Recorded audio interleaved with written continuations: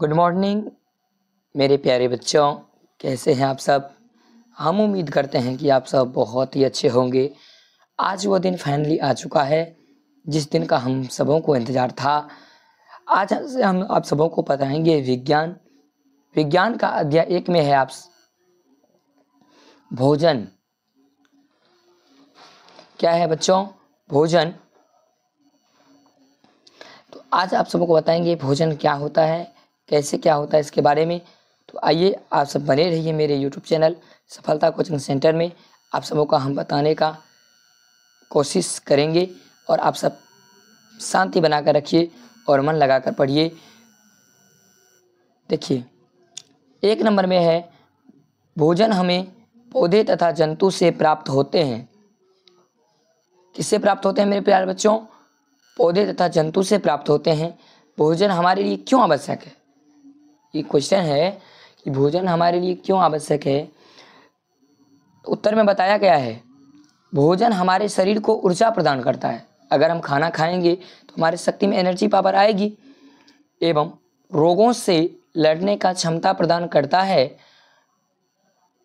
रोगों से अगर हमारे अंदर शक्ति आएगी, शक्ति आने के बाद तो आराम से कोई भी बीमारी हमें जल्दी कैप्चर नहीं कर पाएंगे। तो मतलब रोगों से लड़ने की क्या प्रदान करता है? शक्ति प्रदान करता है। भोजन हमारे शरीर को स्वस्थ रखता है। जब हम अपने समय अनुसार अपने टाइम पर भोजन खाते हैं तो हमारे शरीर भी स्वस्थ रहेंगे। आगे भोजन का स्टेप है 3। पहला स्टेप है शाकाहारी। शाकाहारी भोजन क्या होते हैं इसके बारे में पहले आप सबको बता देता हूँ। वैसे जंतु जो केवल पौधे एवं उनके उत्पाद को भोजन के रूप में ग्रहण करते हैं उसे शाकाहारी कहते हैं। क्या कहते हैं? शाकाहारी कहते हैं। जैसे हाथी कभी मांस नहीं खाता, मतलब वो कौन सा प्राणी है? तो वो शाकाहारी है। हिरन कभी मांस नहीं खाती, वो कौन सा प्राणी है? शाकाहारी है। बकरी कभी मांस नहीं खाते, वो कौन सा प्राणी है? तो शाकाहारी है। तो शाकाहारी का इस प्रकार का उदाहरण भी दिया गया है। तो आप अगर अच्छा लगता हो लाइक शेयर कमेंट प्लीज जरूर करें। मांसाहारी, दूसरा है मांसाहारी। वे जंतु जो केवल दूसरे जंतु के मांस को भोजन के रूप में खाते हैं उसे मांसाहारी कहते हैं। क्या कहते हैं? मांसाहारी कहते हैं। जैसे शेर, बाघ, चीता आदि ये क्या हैं? मांसाहारी प्राणी। शेर कभी रोटी नहीं खाती, शेर कभी घास नहीं खाते, वो सिर्फ मांस ही खाते हैं। आइए अगला है सर्वाहारी। सर्वाहारी क्या होता है? वैसे जंतु जो साग सब्जी एवं मांस अर्थात दोनों प्रकार के भोजन के रूप में खाते हैं उसे क्या कहेंगे? सर्वाहारी कहेंगे। क्या कहेंगे? सर्वाहारी। एग्जाम्पल बिल्ली मांस भी खाती है, रोटी भी खाती है, दूध भी पीती है, चावल भी खाते हैं, तो ये कौन सा प्राणी है? सर्वाहारी। कुत्ता कौन सा प्राणी है? सर्वाहारी। कौवा सर्वाहारी। चूहा सर्वाहारी। फिगर के माध्यम से आप सब बेहतरीन तरीके से समझते ही होंगे। बने रहिए मेरे यूट्यूब चैनल सफलता कोचिंग सेंटर में। लाइक और सब्सक्राइब शेयर जरूर करिए। अगला है मुख्य पोषक तत्व।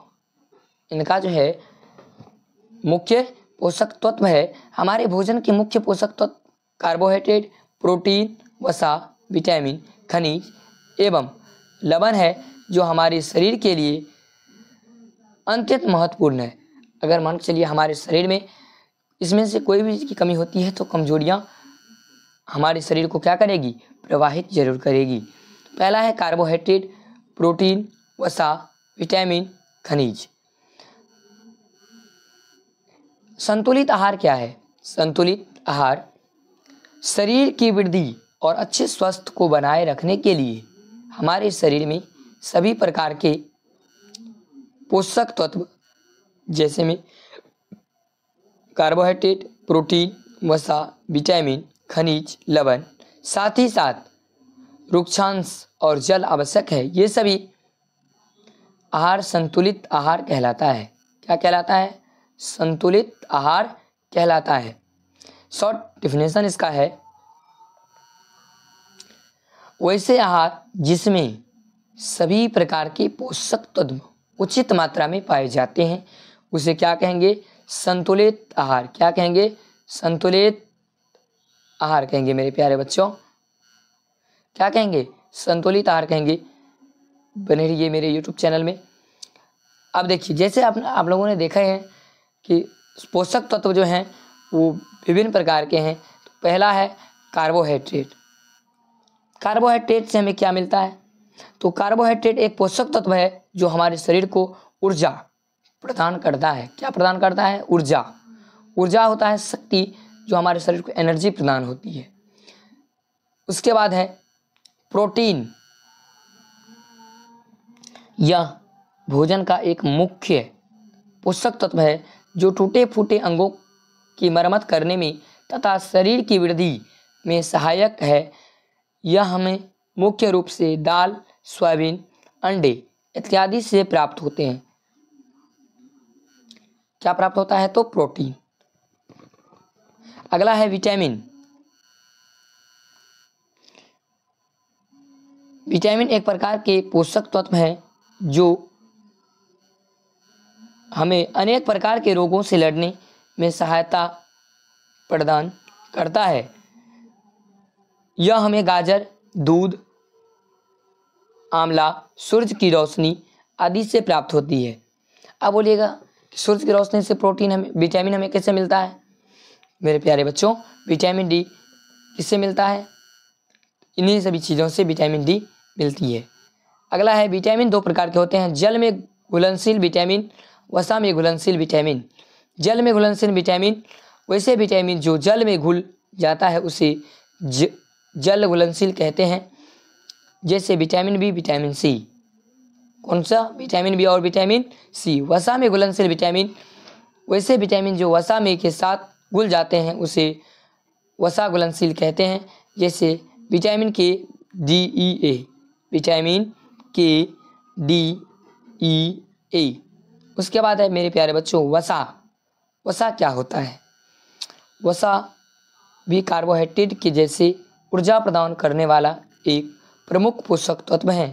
वसा एक मुख्य स्रोत दूध, मांस, मलही, मूंगफली का तेल, घी, मक्खन इत्यादि है। नोट में भी एक बताया गया है कि नोट जो है NOT, नोट में भी बताया गया है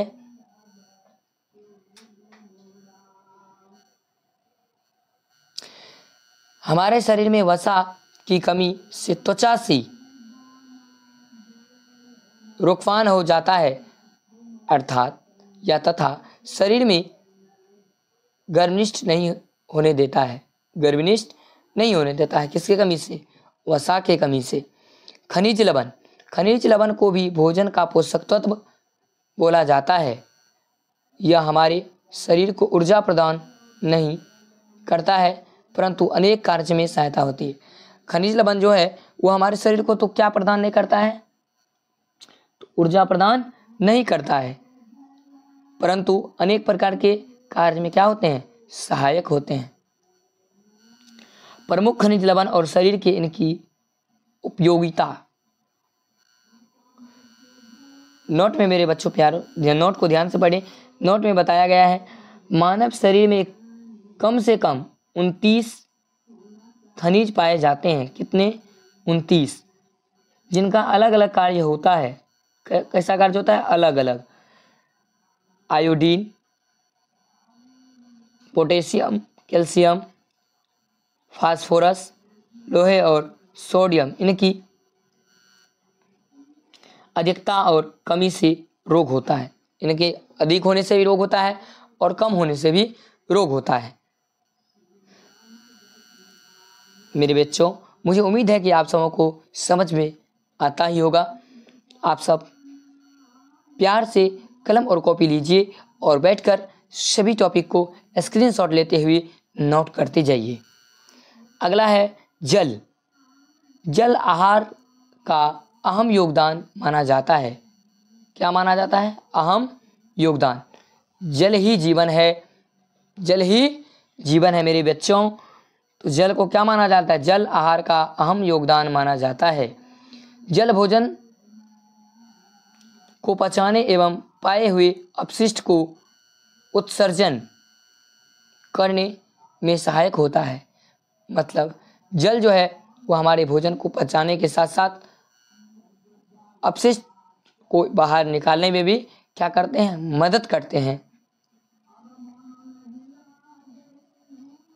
अगला है रुचांश। रुचांश को पोषक तत्व के ततः ही रखा गया है।